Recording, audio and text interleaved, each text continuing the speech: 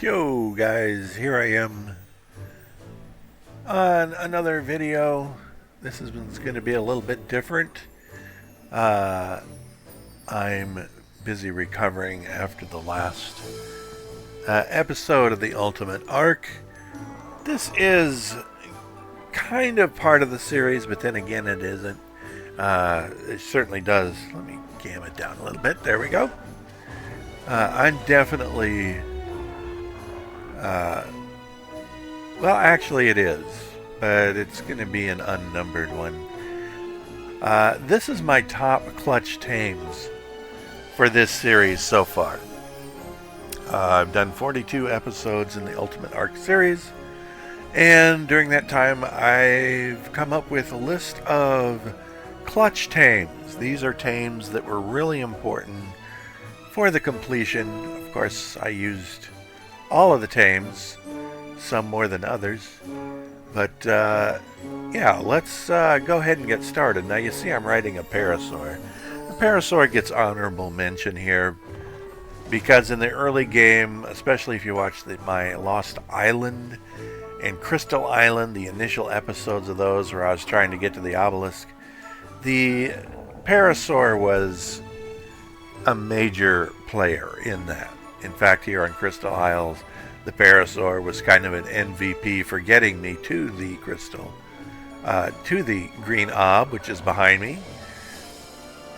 So, for that reason, it gets an honorable mention. Now, once I got to the green ob and started getting my other tames, I really didn't use the Parasaur very much at all, except maybe as an early warning system if there was danger around.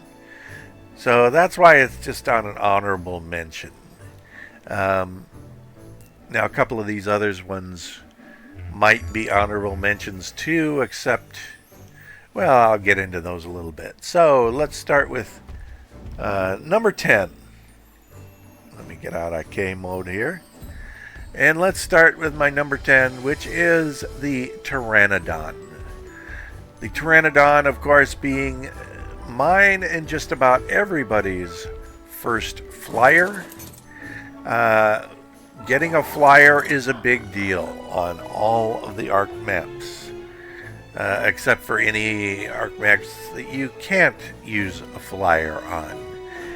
We'll get to the solution to that in a minute. But the Pteranodon, he's fast, he's maneuverable, and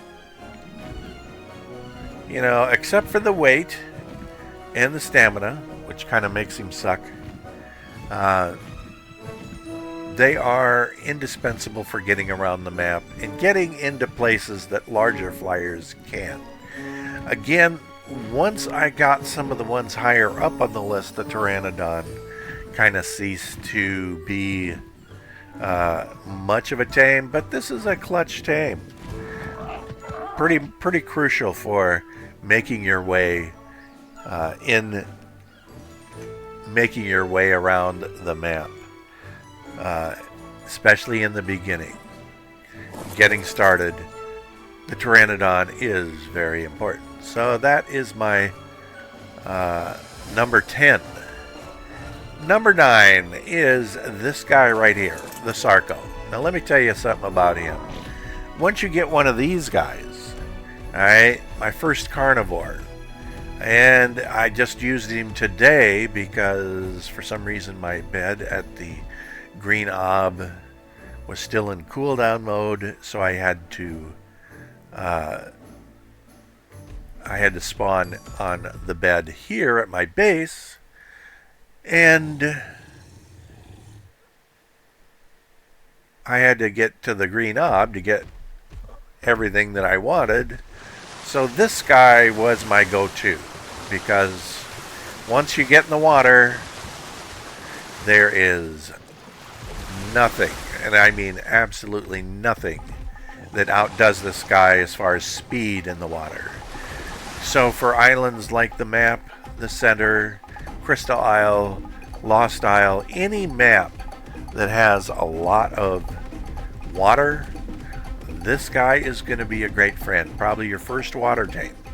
And they are tanky, they can fight. Great for having a first carnivore, and they move pretty good on land too.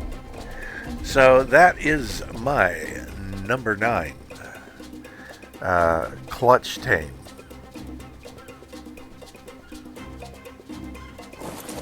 I want to make sure I get all of them in here. Yeah, alright, that is number 10, number 9. Here we go at number 8. The Megatherium. This dude, who I named Fonzie after one of my early subscribers. This guy, he is comparable to the Theory, but I found myself using him more. Of course, you can gather berries and fiber and wood and thatch. He can do anything that a Theory can do as far as gathering. He's not as precise on the fiber as the Theory. He doesn't have the little claws, but he also has a bug buff, and which enables him to kill bugs and go into a bug rage, so that elevates his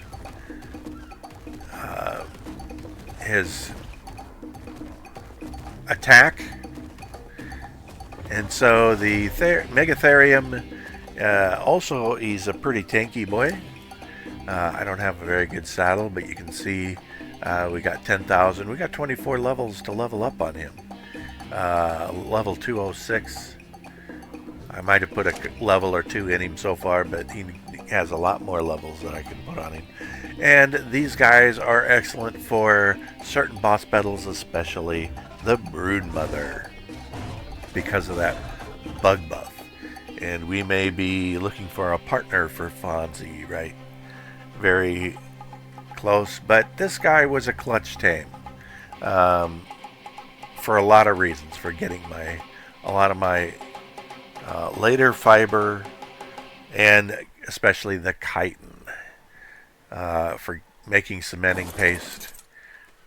And there's second to none, I would say.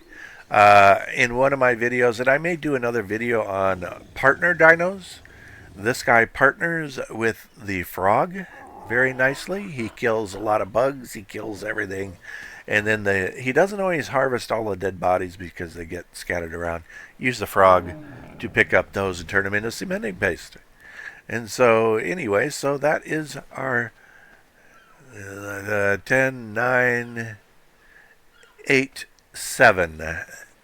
Let's move on to number 7, which is the Yudi. This is such a clutch tame in boss battles. Can't do a boss battle without it, because you can do the courage roar, charge everybody up, and as I saw with my last battle, that is so significant. With the buff, my theories were hitting 1500 to 1800 to 1900, and once my theories died, we were back down to 350, 450. We didn't have a chance. That's how much of a difference these guys make. If you are going into a boss, they are crucial. I would not go in without a theory, or without a Yudi, I mean. The Tyrannosaurus is second to none. They're a bit of a pain to tame, but once you get going, breed them up, get imprints on them, and this is a new hatchie. That's why it's still kind of bloody. But that is why this is a clutch tame. That's why this is number 7 on the list. Ouch. Number 6. This guy right here. This is the Anki. Now, I almost put it down there with the Parasaur because it is slow. Didn't use it very much in the early game, but once you get one of these, they are critical for this right here, for metal. You want metal, you've got to have an Anki. And you're going to need a lot of metal in this game. Ark is a very grindy game. It encourages you to get tames to help you, and you definitely are going to need it with metal. Let's dump all this stuff out. Might keep the crystal. And when you level them up, it's going to be weight. That's what you're going to need, because that's essentially what we're doing, is harvesting. And for your harvester, I mean, this was a level 85, I think, when I tamed it. So it wasn't, a high level Anki. But, when you're just starting out, you're going to have to, can he do? Oh yeah, he can harvest berries and rare flowers as well, using the right click. Not the best berry gatherer, but he can do it. But this guy is a clutch for flint also. Thatch, it is one of the best thatch gatherers in the game. So a lot of things you can do with this. These guys can also fight. They hit hard, but they are slow. But rest assured, when you're out here on one of these guys, you can defend yourself pretty well. Now, something else about the Anki that I'm going to get into right now is they are notoriously slow until you get in the water. Suddenly, they're a little quicker. Not a lot quicker. They aren't as fast as a Sarco, but they are quicker in the water. So that's something to keep in mind when you're trying to move with an Anki. In one of the caves that I harvest in, there's a little river with the metal rocks in there, and I can go pretty quick with the Anki through there because it does swim pretty well. So that is my number 6. Number 5, right here. This guy. Do you have a name? Captain Fat Dog. Okay. On the center, my Moss Chop's name was Josh. This guy he ranks higher than most people would put him, because this guy is such a clutch in the early game. All you need is berries to tame him. You don't need a saddle. They move pretty quick, and they will gather berries, thatch, wood, and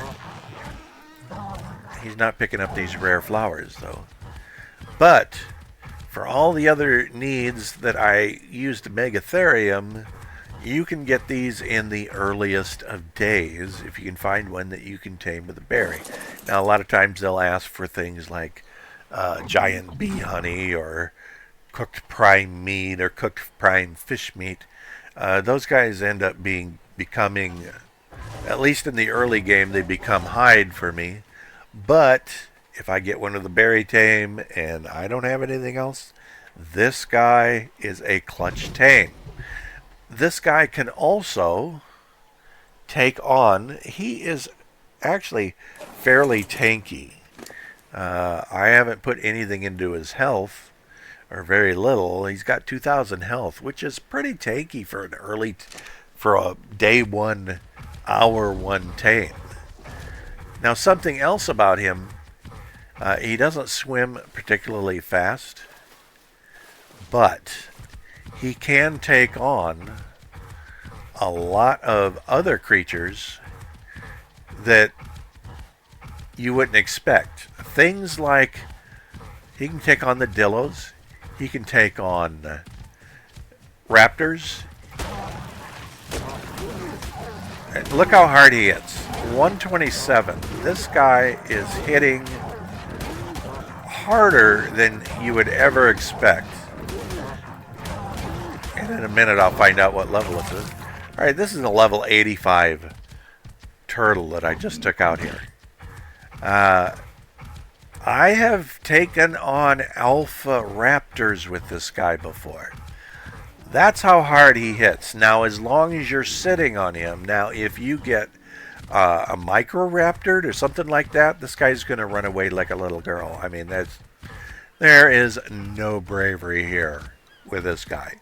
But uh, like I say, early days, this guy is an MVP. Now he can also be used in later game because uh, he has. Let's see if I can do this. Because he has a harvesting wheel just like the Theory. I can decide what kind of things I want him to specialize in. He didn't get the rare flowers, but I could turn this up to make him get rare flowers, or rare mushroom, leech blood, organic polymer. Take him out, crank this up, take him out on your penguins, and he will bring in the goods. That makes him one of the best for organic polymer in the late game. So not only is it day one tame, but later on, when you're looking for that organic polymer, this will be a good buddy. Just put him on passive while you're killing the penguins, and then after you kill the penguins, put him on aggressive. He will harvest up all those and get you loads and loads, fat piles of organic polymer.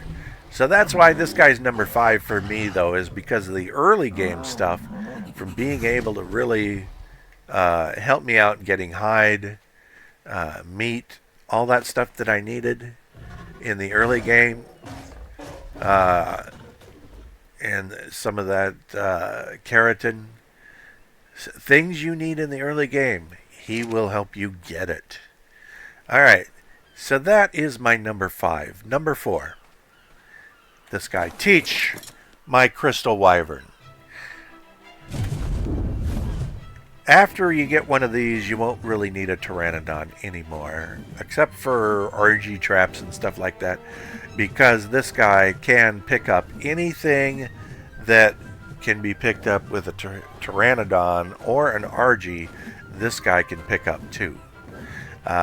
And he is quick. I'm not even going as fast. Something else about the crystal wyvern. This one gets a water buff, and which makes him go a little faster and do a little bit better. I'm trying to look for something that I can pick up here. Cannot pick up a trike. If you want to pick up one of those, you'll need a Quetzal. But he can pick up a lot of things that cannot be picked up. Well, none of them can be picked up with a pteranodon, but he can pick it up with an RG, except he's faster. We'll put on the gas here, get him going a little bit quicker. What do we have here? Can we pick up a turtle? I'm sure we can. Missed.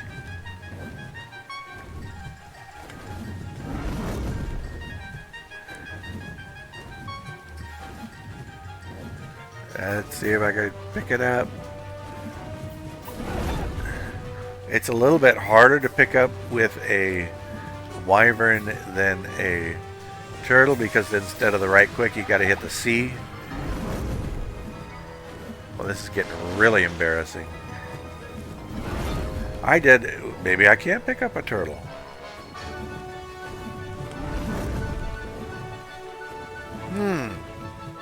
I have never really tried picking up a turtle before, and I just learned something new. How about that? I can't pick up a turtle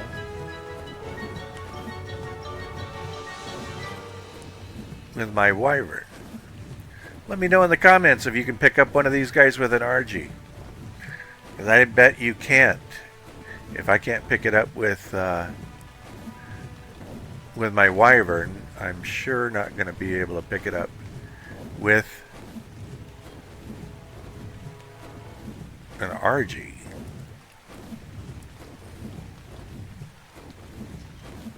Alright, so anyway, this guy was a clutch tame for me.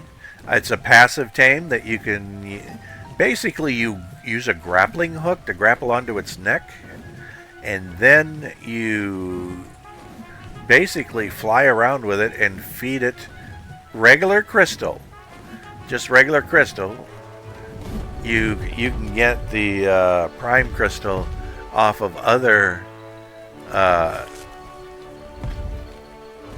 of these, just like you get milk from other regular wyverns. You can get prime crystal, but you don't have to have prime crystal. You just use regular crystals. So basically, as if you got a, now you do have to be level 65 to get one of these, but it is well worth it for the speed and also the breath attack that I can use. It does a pretty good amount of damage.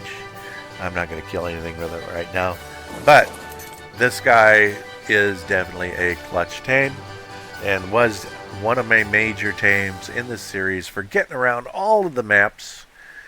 Teach was a major companion. Alright, moving on to number 3. This dude, Sandra, or Chandra. I had, for a long time it was Chandra. The Fjord Hawk. The Fjord Hawk was a major clutch tame in my series. Now, in the future of this series, I'm going to be using Awesome Teleporters, which is a mod, and I'll talk about mods in another video. But, and if you use Awesome Teleporters, it kind of renders the Fjord Hawk kind of obsolete. But if you don't use this mod, or if you're on an official map, the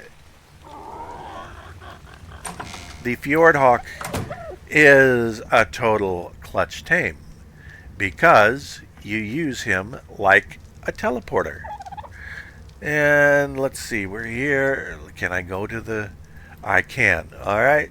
So basically what you do, you notice I'm not unloading anything in my inventory. Okay?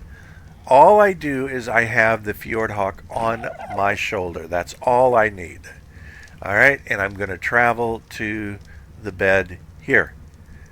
So here we go. Now in single player, there's a lot more lag. He's got to fart and burp and scratch and do all this kind of stuff every time you fast travel, but that's not true on official. Alright, and so I come out here, and one of the nice things about the Fjord Hawk is there is a delay before he brings you the bag. But that gives you time to go where you want. If I wanted to be right by that teleporter, I could have ran up there. And there's the bag right here. Just pick up all that stuff. And there we go. And there is my Fjord Hawk. Pick him up. I usually pick him up before I even pick the bag up. Now, if you die, he will pick up your stuff and do the same thing. You res up on your bed, go somewhere and wait for him.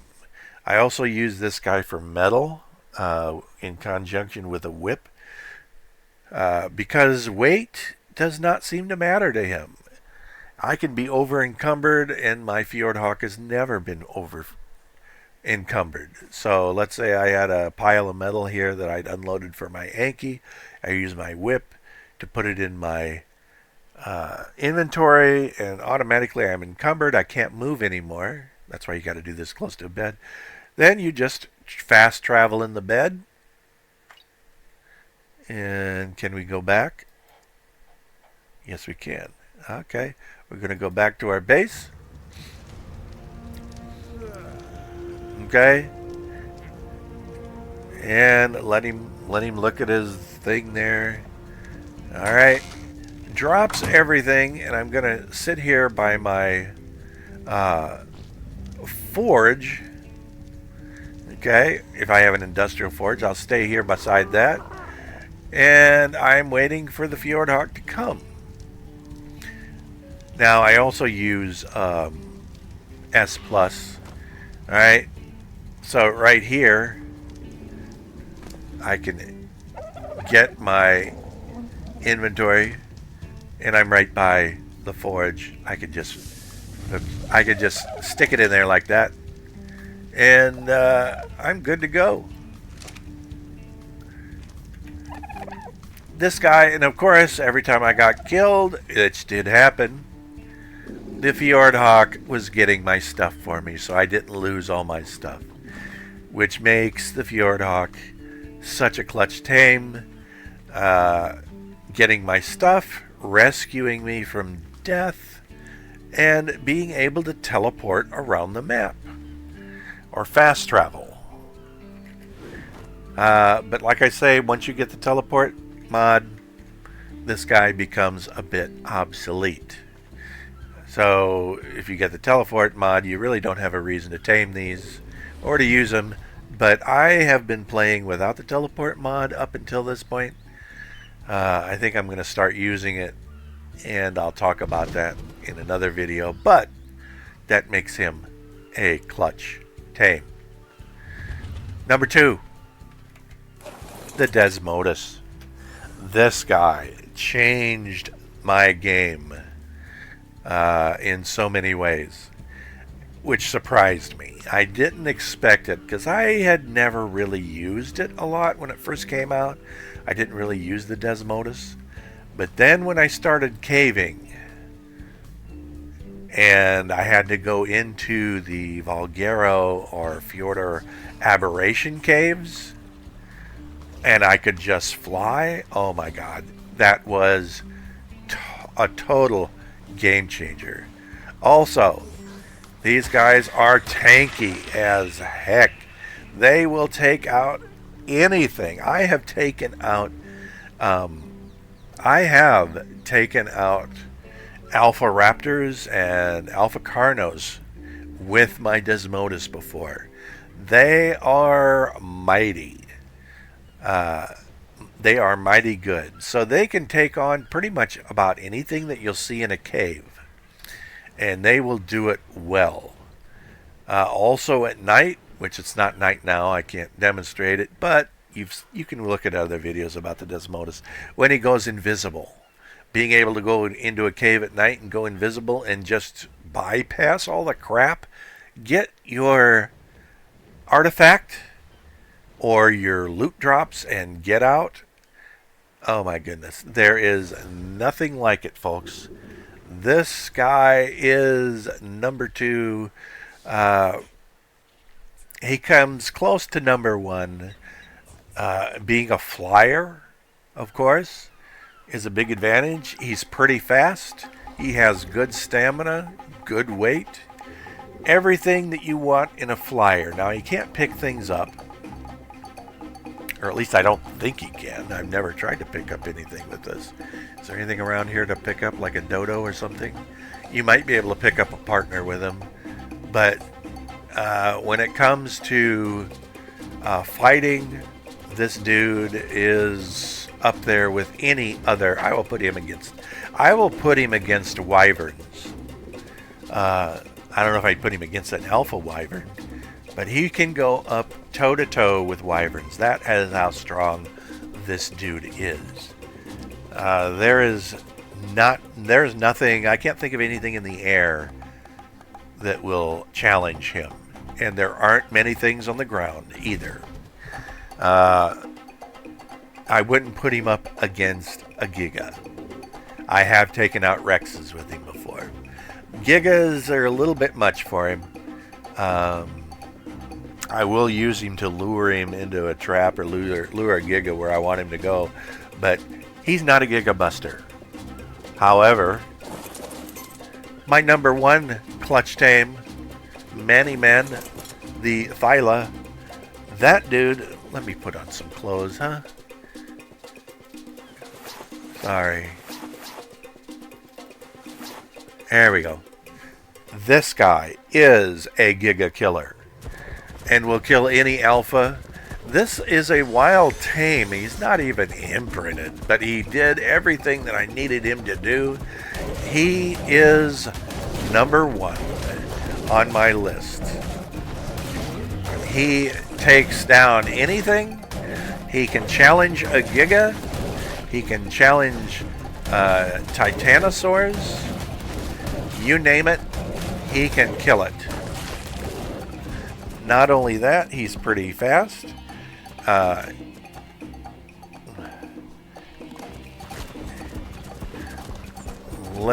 He's great for moving around the map. He's not the absolute fastest thing. Is he as fast as a Desmodus? They're pretty close. In fact, when I talk about dinosaur teams, the Desmodus and the Phyla are a very potent team.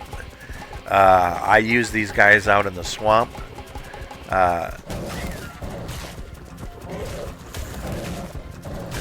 And you see he has a bleed attack. That's why he can take on these larger things. Pairing him up with a Desmodus in a place like the swamp or caves or something like that, and you have a pretty unbeatable team right there. They are kind of the ultimate team. Also, the fact that these guys can climb makes them invaluable for traversing a map. He's having a little trouble here because it's not that lip that's sticking out. But you get the idea. He can climb. He can climb most cliffs. These things are a little bit of a challenge for him because of the way they're structured. But I'm telling you, the Phyla is my number 1 clutch tame. When I got one of these, I knew I had arrived.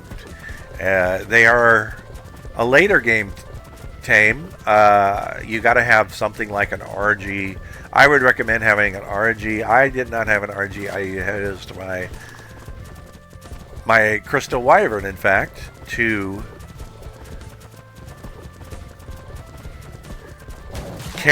drop this guy into a trap, because if you try to tame him in the redwoods, you might have a bad day, because there are too many things. These guys live in the redwoods, and they can be a pain to tame there because of the microraptors and everything in there that wants to kill you. So I would recommend using a wyvern or a something that can pick him up, put him in the trap in order to tame this. But this guy, once you get one of these, you are ready for the late game. You cannot take them into a boss arena. Now in Fjordor we have world bosses, so we may try him against some of those. I hadn't thought about trying him against Bela or some of the other ones, but he might be a good one to pair up with some other Rexes or any of my other boss dinos. But there it is. This is the guy right here, the number 1 clutch tame. Let me know what your clutch tames are. But these are mine. In this series, you see these guys come up over and over and over again. Like I say, using the awesome teleporter, you probably won't see the Fjordhawk on my shoulders much anymore, which means that I can put something else in there. But that's where we are this far. So if you liked this video, give it a like. If you like the series, subscribe. And take it easy, everybody. And we will see you on the next one.